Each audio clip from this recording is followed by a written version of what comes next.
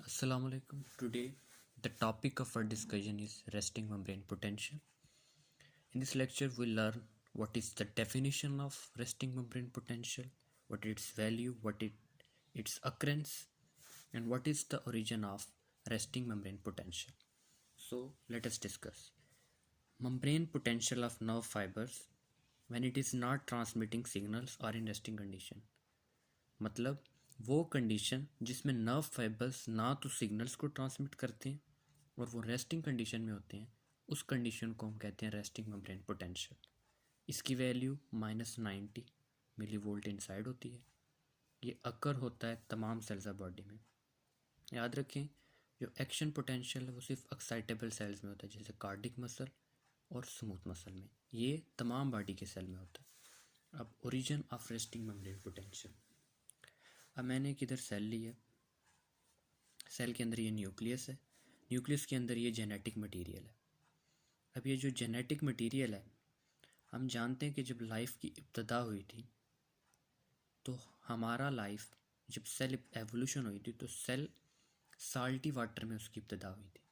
तो इसलिए हम कह सकते हैं कि जितना भी हमारी का बॉडी मैकेनिज़्म है ना, उसके आउटसाइड साल्टी वाटर होता है, मतलब ओशन में इसकी इब्तदा हुई थी। इसकी वजह से सेल अपने आउटसाइड ज़्यादातर साल्ट्स कंसिडर करता है, साल्ट्स इसमें ज़्यादा होते हैं। तो ये इस जेनेटिक मटेरियल में एक जीन हो, स्पेसिफिक जीन होता है, जो जीन ट्रांसक्राइब करा के एक प्रोटीन बनाता है। इस प्रोटीन को हम कहते हैं सोडियम पोटाशियम पंप। ये सोडियम पोटाशियम पंप हर सेल बॉडी की, हर ह्यूमन बॉडी में होता है।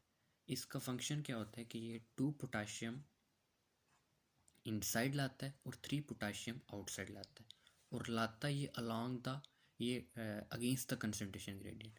जो पोटाशियम की कंसनट्रेशन आउटसाइड होती है वो 140, पोटाशियम की जो कंसनट्रेशन इनसाइड होती है वो ज़्यादा होती है और जो बाहर होती है वो कम होती है। और जो सोडियम की कंसनट्रेशन है वो आउटसाइड ज़्यादा होती है और अंदर कम होती है। तो ये जो पंप होता है ये एटीपी को यूज़ करके,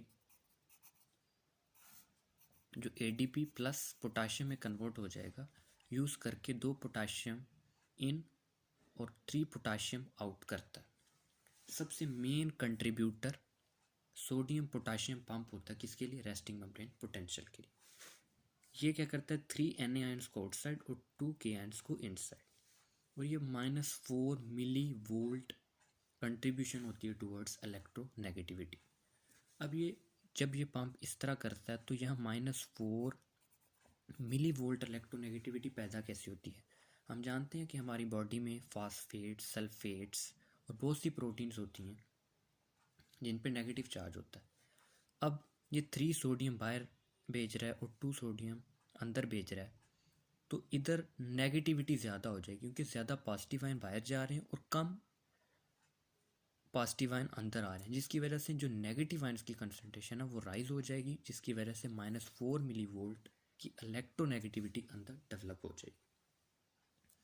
अब ये इनिशियल कंट्रीब्यूटर होता है रेस्टिंग मेम्ब्रेन पोटेंशियल की। अब इसी मेम्ब्रेन में पोटाशियम लीकी चैनल्स होती हैं जो सिर्फ पोटाशियम को आउटसाइड भेजते हैं, मतलब पोटाशियम के लिए परमेबल होते हैं लेकिन सोडियम के लिए परमेबल नहीं होते।